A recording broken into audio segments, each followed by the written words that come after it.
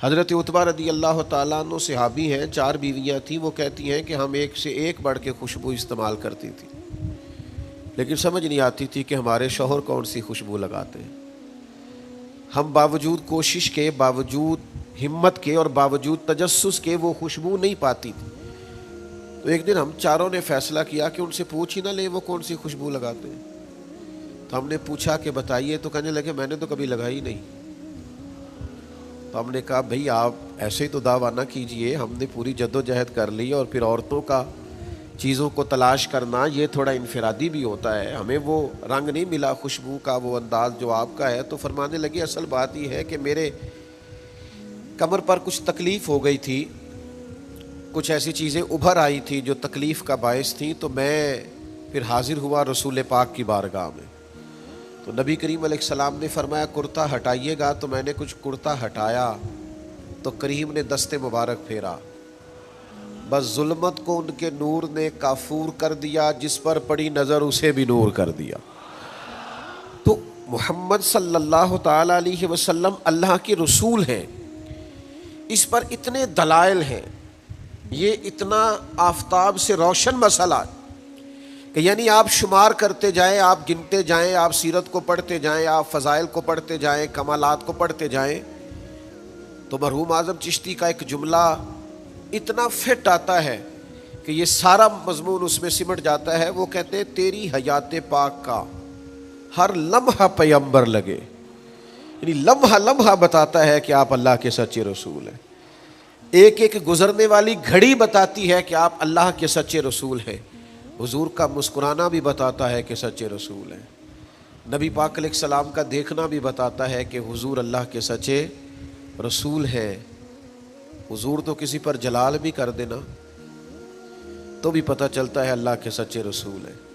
یعنی حضور علیہ الصلوۃ والسلام کھانا تناول فرمائیں یا آرام فرمائیں، آپ ذرا یہ انوکھا پن ملاحظہ فرمائیے گا، یہ انداز ذرا دیکھیے گا کہ ایک صحابی نے آ کے عرض کی یا رسول اللہ صلی اللہ تعالی علیہ وسلم، میری بیٹی کی شادی ہے تو خوشبو کی بڑی ضرورت ہے، تو مہربانی فرمائیں، کرم نوازی کریں۔ عرب شریف کے اندر خوشبو بڑی مہنگی ہوتی تھی، آج بھی وہاں خوشبو بڑی مہنگی ہے اور خوشبو کا استعمال بھی بہت زیادہ ہے۔ تو اس صحابی نے آ کے عرض کی یا رسول اللہ صلی اللہ تعالی علیہ وسلم، خوشبو مل جائے، میری بیٹی کی شادی ہے۔ تو حضور علیہ السلام نے فرمایا ایک لکڑی لے آؤ اور ایک بوتل، ایک شیشی لے آؤ۔ وہ لے کے آئے تو محبوب نے نا لکڑی کے ساتھ اپنا پسینہ تیری حیات پاک کا ہر لمحہ پیمبر لگے، حضور نے وہ پسینہ مبارک اتار کے اس شیشی میں ڈال دیا، فرمایا جا جا کے استعمال کر، اللہ تبارک و تعالی بہترین خوشبو عطا کرے گا۔ حضور علیہ الصلوۃ والسلام کا سارا وجود نور، یعنی ہمارے ہاں کسی آدمی کے منہ سے تھوک نکلے یا لعاب نکلے تو لوگ اس سے گھن محسوس کرتے ہیں، جگہ جگہ لکھا ہوتا ہے تھوکنا منع ہے، لیکن نبی کریم اگر لعاب دہن لگا دینا مولا علی کی آنکھوں پر تو شیر خدا فرماتے ہیں مجھے پہلے سے بھی زیادہ بہترین نظر آنا شروع ہو جاتا ہے۔ اللہ کے محبوب صلی اللہ تعالی علیہ وآلہ وسلم کے پورے وجود نور کو جیسے جیسے دیکھتے جائیں محسوس ہوتا ہے کہ تیری حیات پاک کا ہر لمحہ پیمبر لگے۔ حضرت عبداللہ ابن سلام رضی اللہ تعالیٰ عنہ فرماتے میں گفتگو کرنے آیا تھا، حضور علیہ الصلوۃ والسلام کے دین کے بارے میں کچھ معلومات کرنے آیا تھا، اور میں تورات کو پڑھنے والا تھا، اہل یہود کے علماء میں سے آپ کا شمار ہوتا تھا، اپنے کچھ لوگوں کے ساتھ آئے۔ فرماتے ہیں نبی کریم صلی اللہ تعالی علیہ وسلم اونٹنی پر تشریف فرما تھے اور صلہ رحمی کے متعلق کچھ گفتگو کر رہے تھے۔ میں نے حضور کی گفتگو سنی۔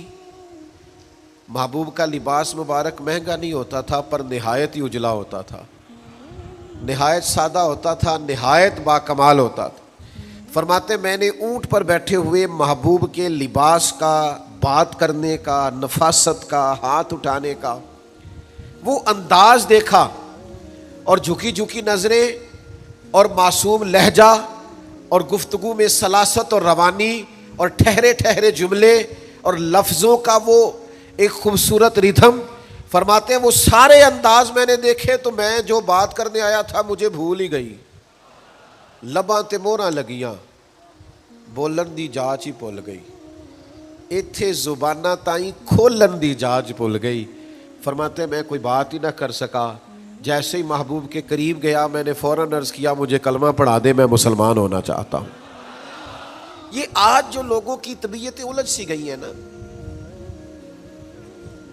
آج یہ جو بے شمار باتیں، بے شمار گفتگو، سوشل میڈیا کا بے دریغ اور بے ہنگم استعمال، اور ذہن کو ہر وقت تھکائے رکھنا اور طبیعت کو ہر وقت اوور تھنکنگ کرتے کرتے اپنے آپ کو پریشان کر دینا، یہ جو ساری بے چینی ہے، یہ جو سارا اضطراب ہے، یہ جو ساری ہماری طبیعتیں الجھ سی گئی ہیں، ہر آدمی کو دوسرا دشمن نظر آتا ہے اور ہر ایک کو دوسرا اپنا مخالف دکھائی دیتا ہے، اور معاشرے کے اندر بسنے والا ہر آدمی لالچی دکھائی دیتا ہے، محسوس ہوتا ہے سارے شہرت کے لیے لگے ہوئے ہیں، سارے اقتدار کی جنگ لڑ رہے ہیں۔ یہ جو ہماری ساری بدگمانیاں ہیں، اس کی بنیادی وجہ یہ ہے کہ ہم ادھر ادھر تو کھل کے دیکھتے ہیں، اپنے محبوب کی بارگاہ کی طرف نہیں دیکھتے۔ ہم جب حضور علیہ السلام کی پرکیف شخصیت کو دیکھیں گے، فضائل دیکھیں گے، کمالات دیکھیں گے، معجزات دیکھیں گے، نعت پاک کی طرف توجہ کریں گے، اخلاق عالیہ کو دیکھیں گے، حسن کردار کو دیکھیں گے، دنیا میں وہ لوگ بڑے عظیم ہوتے ہیں جو نبی پاک علیہ الصلوۃ والسلام کی محبت میں پوری طرح محو ہو جاتے ہیں۔ آپ یقین کریں جو دروازہ رسول تک پہنچ جاتے ہیں ان کا سفر ہی ختم ہو جاتا ہے، جو حضور کی بارگاہ تک پہنچ جاتے ہیں ان کے ذہن کی مشقت پھر ختم ہو جاتی، انہیں منزل نصیب ہو جاتی۔ وہ لوگ اس طرح کے ہو جاتے ہیں کہ اب زندگی میں ایک ٹھہراؤ آ گیا، اب سکون نصیب ہو گیا، اب اطمینان قلبی مل گیا، اب مقصود ہاتھ آ گیا ہے، منزل مل گئی ہے۔ نوجوانوں بہت زیادہ نہ الجھا کرو یار، بہت زیادہ پریشان نہ ہوا کرو، جب دل بڑا گھبرا جائے نا تو اپنے نبی پاک کی سیرت کو پڑھا کرو، حضور کے احوال شریفہ کا مطالعہ کیا کرو، ان کے حسن کی بات دیکھا کرو، جمال کی بات دیکھا کرو، کمال کی بات دیکھا کرو، محبوب کے بانٹنے کا انداز دیکھا کرو، نوازنے کا انداز دیکھا کرو، نبی پاک کا دشمنوں کو معاف کرنے کا رنگ دیکھا کرو، حضور کا عطا کر دینے کا انداز دیکھا کرو۔ معاشرے میں، سوسائٹی میں ہر طرف بے راہ روی ہے، سارے دشمن ہیں، لیکن محبوب تبلیغ بھی اطمینان سے کرتے ہیں، ان کو دعوت توحید بھی مطمئن ہو کے دیتے ہیں، اور جب ان کے لیے دعا کرتے ہیں تو پھر بھی پوری دل جمی کے ساتھ دعا کرتے ہیں۔ یہ خاص ٹھہراؤ آپ کو حضور کی بارگاہ تک جانے میں ملے گا۔ ہم نا رسمی سی محفل کرتے ہیں، رسمی سا میلاد، رسمی سا معراج، رسمی سی سیرت، رسمی سی باتیں، وہ جو خاص ایک کیفیت ہوتی ہے نا امتی کی پوری طرح محبوب کے قدموں سے جڑ جانا، یہ والہانہ پن کبھی ملے نا، والہانہ پن، یعنی حضرت طلحہ بن برار رضی اللہ تعالیٰ عنہ کی نبی کریم سے ملاقات ہوئی، حضور سے ملے اچانک، اور دوڑ کے جا کے نا تو نبی پاک کے قدموں سے لپٹ گئے، اور پھر لپٹے ہیں اور والہانہ انداز ہے اور وارفتگی دکھا رہے ہیں اور عشق کا مظاہرہ کر رہے ہیں، اور پھر اسی درد اور تڑپ میں عرض کرنے لگے حضور مجھے کوئی حکم کرے میں فوراً تعمیل ارشاد کروں گا، کچھ فرما دیں۔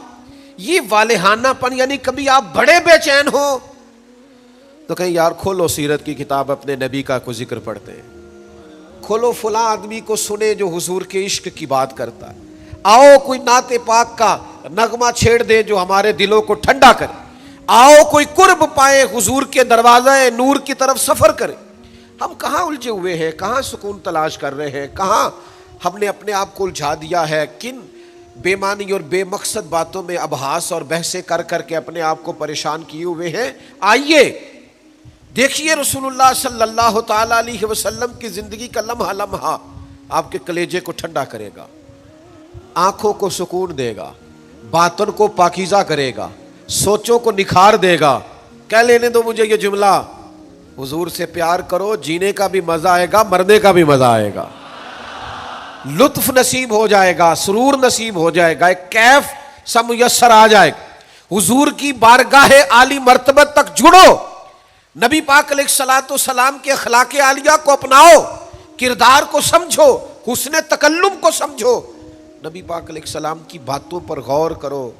یقین کرو کبھی نہ کبھی پڑھتے پڑھتے وجد ہو جاتا ہے، کبھی کبھی ان باتوں کو صرف مطالعہ کی نظر سے دیکھیں، سیکھنے کی نظر سے دیکھیں تو ایسے لگتا ہے کہ جیسے روح پرواز کرنے لگی. یہ اس طرح کے بھی کمالات ہوتے ہیں، یہ بھی رنگ ہوتا ہے، یہ بھی انداز ہوتا ہے، یہ بھی طور طریقے ہوتے ہیں. اور پھر حضور امی ہے. نبی کریم نے دنیا میں کسی استاد سے پڑھا نہیں. حضور سید عالم صلی اللہ تعالی علیہ وآلہ وسلم کسی مکتب میں نہیں گئے، حضور نے کسی مدرسے سے تعلیم نہیں پائی. لیکن جب حضور بات کرتے نا،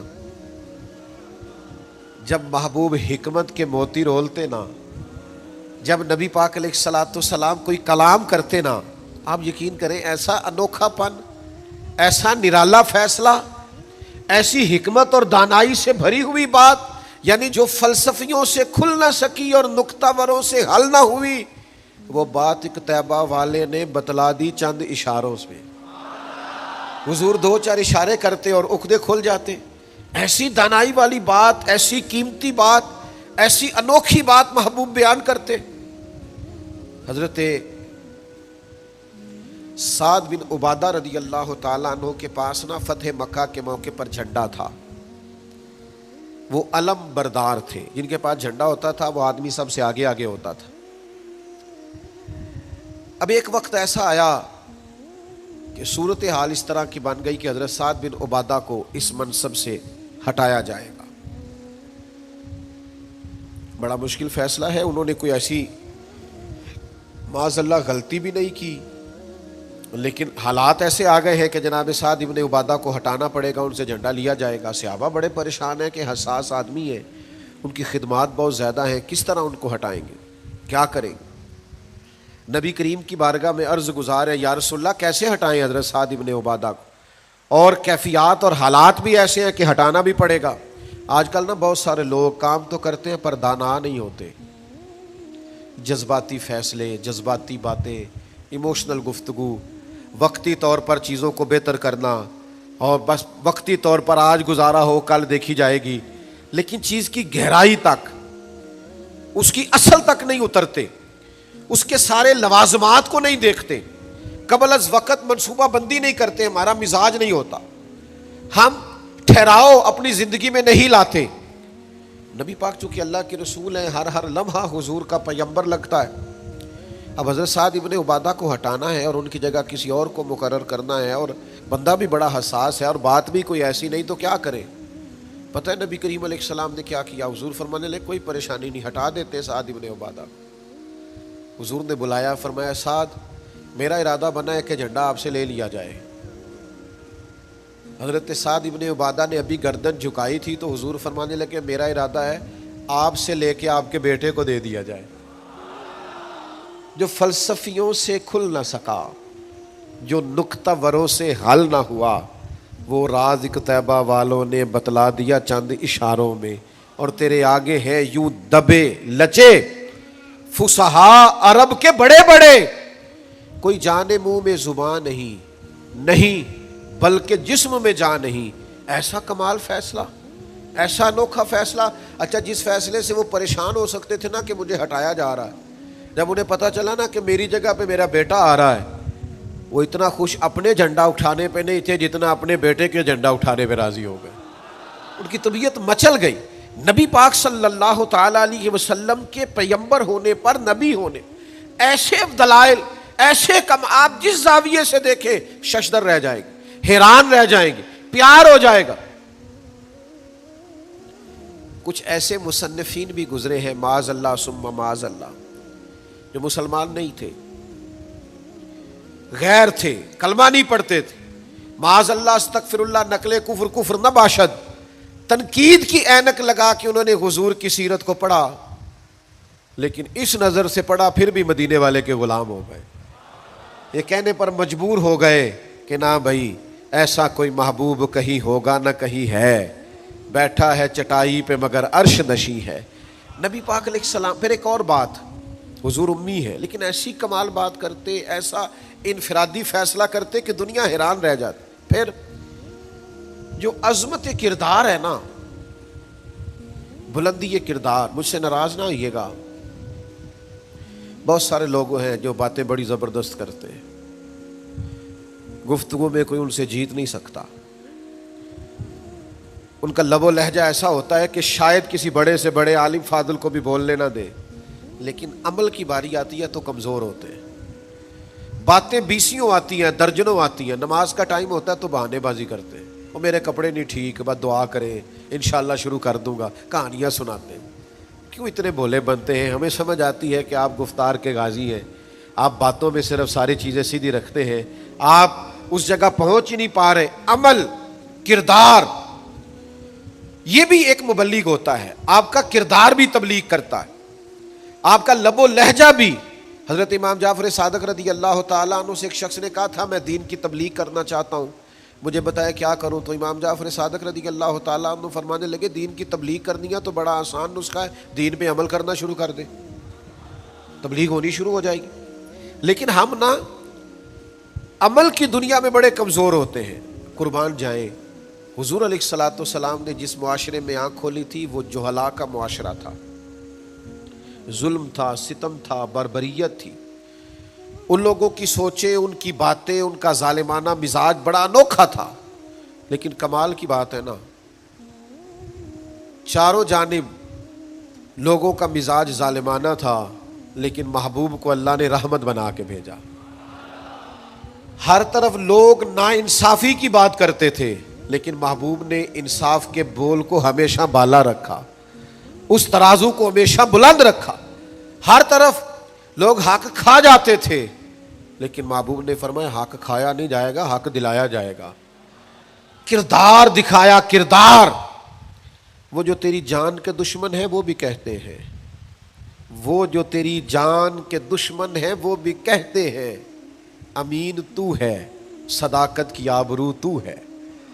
دشمن بھی کہتے ہیں سچے تو بہرحال ہیں، امانت دار تو بہرحال ہیں، غلط بات تو بہرحال نہیں کرتے۔ یعنی دشمن بھی اگر اٹھ کے گواہی دے کہ اگر کسی نے کمال دیکھنا ہے تو آمنہ کے لال کو جا کے دیکھو، اگر کسی نے انصاف دیکھنا ہے، اگر کسی نے دھرتی پہ حسن دیکھنا ہے تو عبداللہ کے در یتیم کو دیکھو۔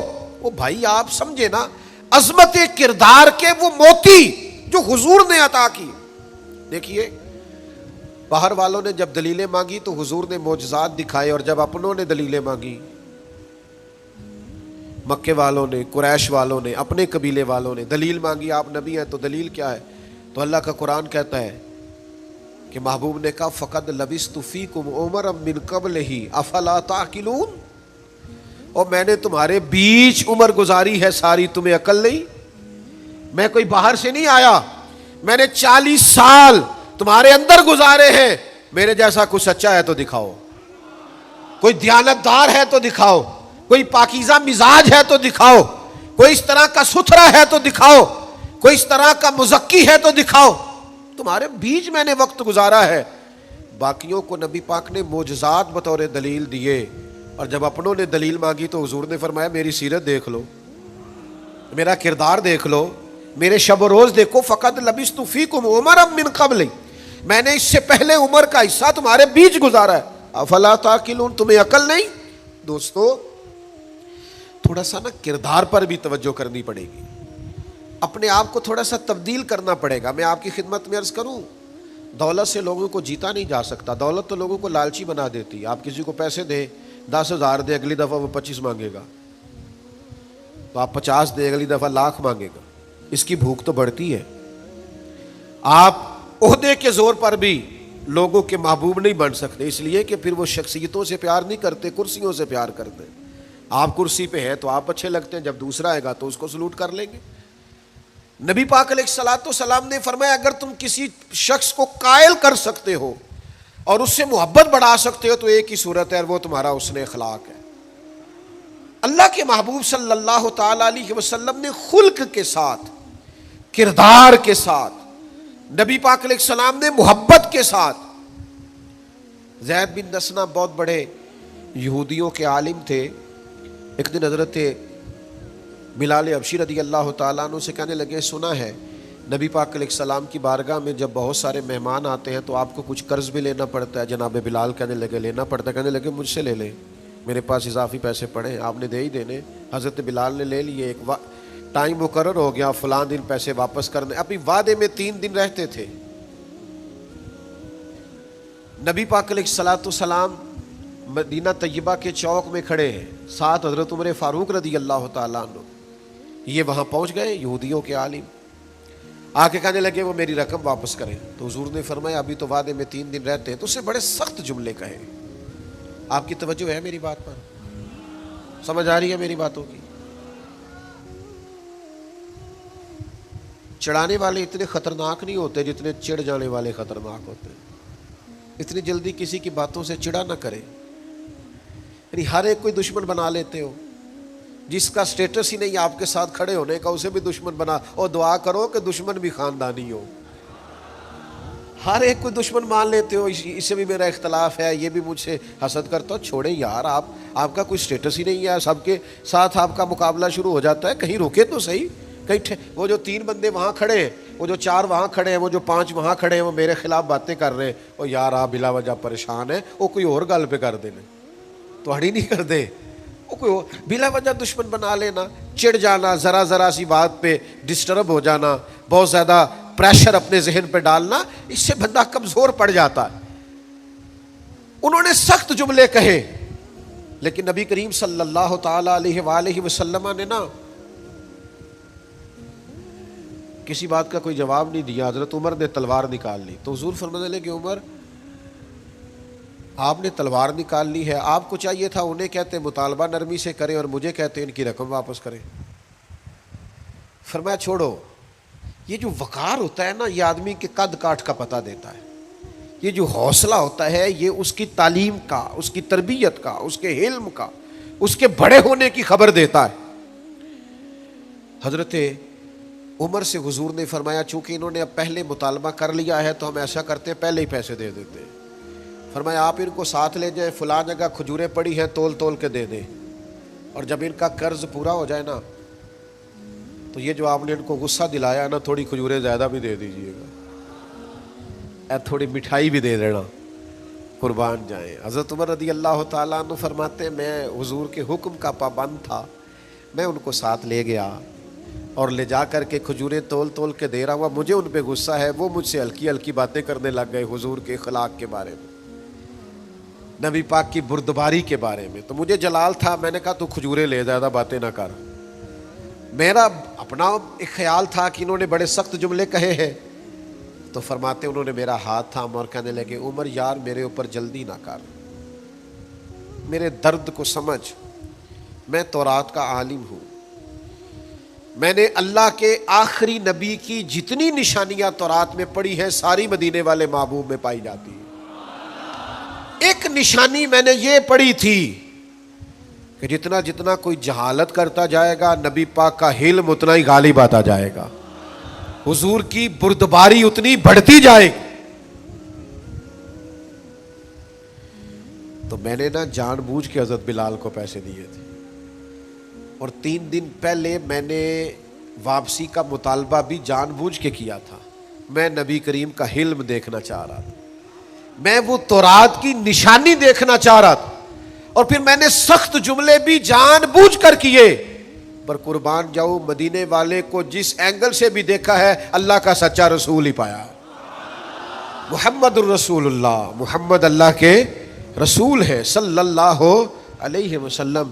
اب وہ کہنے لگے جناب عمر سے مجھے لے جائے نا، میں نے حضور کا کلمہ پڑھنا ہے، مجھے لے جائے بارگاہ تک، میں نے نبی پاک علیہ السلام کی غلامی کا پٹا گلے میں ڈالنا ہے۔ تو میرے بھائیوں، نبی پاک علیہ السلام کی بارگاہ تک رسائی پائیے، حضور کی عالی مرتبت بارگاہ کی طرف اپنے آپ کو لے کر کے جائیے۔ آج اگر ہم اطمینان چاہتے ہیں ذہنی طور پر بھی، قلبی طور پر بھی، روحانی طور پر بھی، فکری طور پر بھی، تو ایک ہی راستہ ہے، اپنے آپ کو حضور سے وابستہ کریں۔ ہم جس طرح کی آزمائشوں کا دن رات شکار ہے، اور جس طرح سے ہمیں نئی نسل الجھی ہوئی، بے چین، بے قرار اور مضطرب نظر آتی، اس کا کوئی اور حل نہیں ہے، اس کا ایک ہی حل ہے کہ مرنے کی طرف دیکھ، نہ جینے کی طرف دیکھ، جب چوٹ لگے دل پہ تو مدینے کی طرف دیکھ۔ اپنا تعلق حضور سے جوڑیے، اپنا رشتہ نبی کریم سے جوڑیے۔ میں آپ کی خدمت میں عرض کروں گا، وقت نکال کے درود پاک پڑھا کریں، وقت نکال کے حضور کی سیرت کا مطالعہ کیا کریں، ٹائم نکال کر کے نبی پاک صلی اللہ علیہ وسلم کی نعت شریف کو پڑھا کریں، وقت نکال کر کے حضور کی بارگاہ کی طرف بڑھا کریں۔ جب تک ہم یہ سارے کام نہیں کریں گے اطمینان نہیں پائیں گے، اور پھر جیسے جیسے حضور کو پڑھو گے، نبی پاک کو سنو گے، دین کی صداقت سمجھ میں آئے گی، آپ کو سمجھ لگے گی کہ آپ اس دین کے ماننے والے ہیں جو سب دینوں پر غالب بھی ہے، سب سے سچا بھی ہے، سب سے کھرا بھی ہے، اور سب سے زیادہ نکھرا ہوا بھی ہے۔